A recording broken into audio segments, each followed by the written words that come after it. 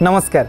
अल्परे उपनिषद कार्यक्रम को आपण मानक अनेक अनेक स्वागत। दर्शक बंधु आपण कार्यक्रम में अनेक उपनिषदीय सिद्धांत को शुणी आनंद अनुभव करुँच। से ही क्रम आज गोटे सुंदर कथा बृहदारण्यक उपनिषद तृतीय अध्यायर एवं पंचम मंत्र एक कथा अनेक सुंदर भाव में शास्त्रकार मान कथा को वर्णना करिसेंती। जो कथा को आपण शुणी आनंद अनुभव करेंगे। सतरे उपनिषद प्रत्येकटी कथा आम मन को प्रेरित करिथाए किछि सत्संकल्प नवा निमंते, किछि उत्तम कार्य निजक व्रती करने निमंते।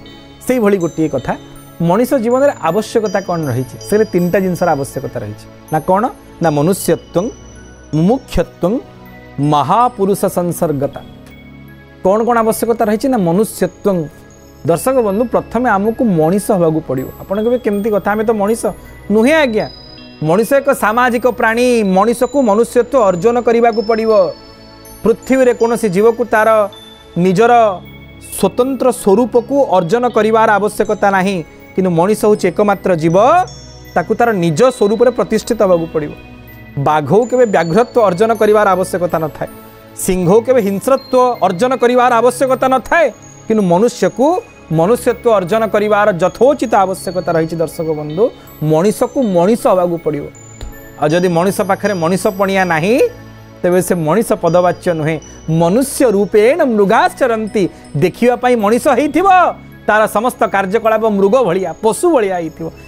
आज आमर लोकाचार कथा अच्छी, अरे तू मनीष पिला कि पशु भाया कहीं हो। अर्थात मनीष को मनीष हवार आवश्यकता रही ना। केमिति मनीष हम ना तार गोटे मात्र उपाय ना कौन ना मुमुक्षत्व। ता मध्य मुमुक्षा आसो। मुमुक्षा कौन ना मुक्तिर कामना। दर्शक बंधु जदि क्या बंधा जाए तार सब इच्छा कौन केमिति बंधन मुक्त हो। आम मैंने एमती गोटे जीव जी कि मनीष बंधन हवा को आग्रह प्रकाश करे। बंधा हवा आम मैंने समस्ते बंधा ही आज्ञा। आप कहीं आम हाथ में जंजीर पड़नी दौड़ी दिशुनी आम केमिति बंधा ही ना गोटे गोटे बंधन नुह आज्ञा। आप हिसाब करंतु 10-10टा दौड़ी रे आम समस्त देह मन प्राण इंद्रिय बंधाई। आपन कहे कौन ना जननी जनक सुत बंधु दारा धन जन भवन सुहृद परिवारा। जननी मार बंधन, जनक बापांकर बंधन, सुत पिलांकर बंधन, बंधुंकर बंधन, दारा माने पत्नींकर बंधन, धनर बंधन, जनर बंधन, भवन माने घरर बंधन, सुहृद मानकर बंधन माने कुटुंबर बंधन और सर्वोपरि परिवारर बंधन नुहे। आम मान बाहर देखा न जाउथिले मध्य आम माने समस्ते 10 गोटी बंधन रे आबद्ध होइकी रहिचे, बंधा होइकी रहिचे।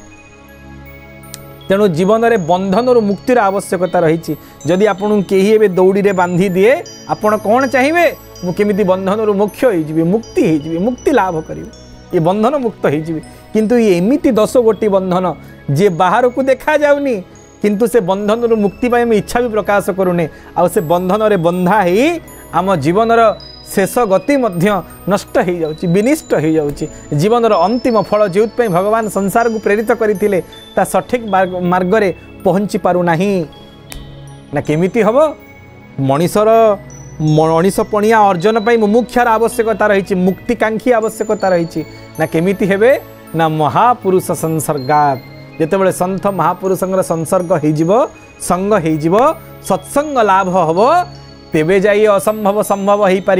ये 10 गोटी बंधन को आम चिन्ही पारिबा जहाँ बाहर को बंधन बोली न लगिले मध्य आम माने समस्ते से बंधन एमती आबद्ध होइकी रहिचे से गोटे क्षण पाई मुक्त हो पारुने। ना माँ को बंधन, ना पिता बंधन, ना स्त्री बंधन, ना संसार बंधन, ना पिला बंधन, ना धन जन गोप लक्ष्मी तार बंधन।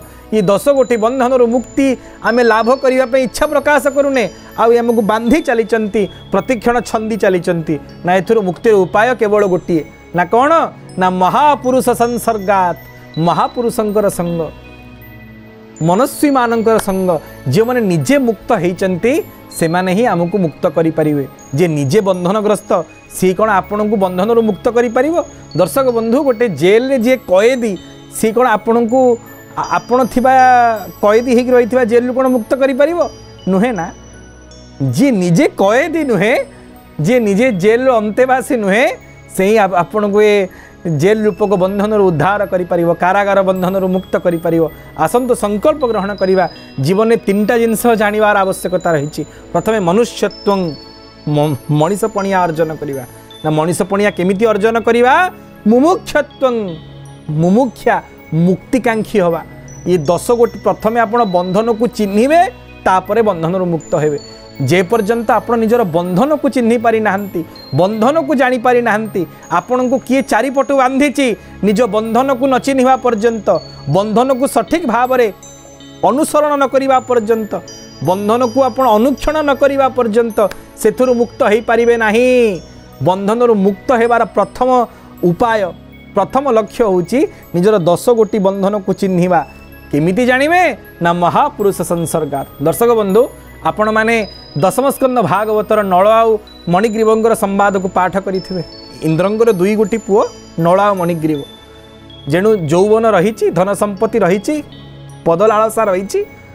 उन्मत्त होइछन्ति प्रमत्त होइकरी नृत्य करुथिले कोड नृत्य करुथिले उलग्न होइकरी नदी भितरे जेतेबेले से मार्ग देइकरी देवर्षि नारद जाउथिले देखिले माने उन्मत्त होइछन्ति प्रमत्त होइछन्ति नदीर शालीनता रखु नाहंती इंद्रंगर पुओ देवजनी रे जन्म होइकरी मध्ये अभद्र होइछन्ति दानवोचित आचरण करुछन्ति अभिशाप देइदेले अरे जाओ तमे दीटा क्लिबलिंगी वृक्ष होई जीव तमर काहा को लाज नाही ना तुमको आगु को लुगा पिंधिबार आवश्यकता नहीं गछ होई जा हेले गछ कोउटी हेले ना नंदालय रे हेले जदि महापुरुषंगर संसर्ग न होई थांता देवर्षि नारदंग दृष्टिपात न होई थांता नल मणिग्रीव सेमिति असुर होई कि थांते तांकर समस्त आचरण असुरवत होई करी थांता किंतु देवर्षि नारदंकर आशीर्वाद होई गला अभिशाप छଳରେ नंदालय रे वृक्ष होई गले आ भगवान कृष्ण जामलार्जुन उद्धार करबा समय रे उभयं को उद्धार करिले आ दर्शक बंधु जेतेबेले से दी जनकर उद्धार हैला से माने भगवान प्रार्थना कले कले प्रभु आपण मात्र गोटी आमु कृपा करिवे ना कोन ना आमर दृष्टि सब सन्थ मानन को मिलुथबो सब सत्संग प्रदान करुथिबे महापुरुष संसर्गात भगवान कहले मु तम सम्मुख रे ठिया आइछि किंतु सन्थंगर संग कामना करूच महापुरुषंगर संग कामना करूच काहे कि ना प्रभु ये सन्थ मानकर संग जोगु देवर्षि नारदंकर अहेतु कि अनुकंपा जोगु आमे आज नंदालय रे क्लिबलिंगी वृक्ष की जन्म ग्रहण करिछु यदि देवर्षि नारद कृपा करि न थान्ते आमे एठी आसी न थान्तु महापुरुषंगर संसर्गर आवश्यकता रहिछि देवर्षि नारदंग कृपारु वाल्मीकि महर्षि हो जाइथिले आपण से वृत्तांत को शुणिचंती जीवन रे मनुष्यत्वं मुमुक्षत्वं महापुरुष संसर्गात मनीषपणिया तापरे मोक्षकामी हवा एवं सर्वशेष रे सन्थंकर संगर विशेष आवश्यकता रही आसंतु सबुले 3टी वस्तुर कामना करिवा नमस्कार।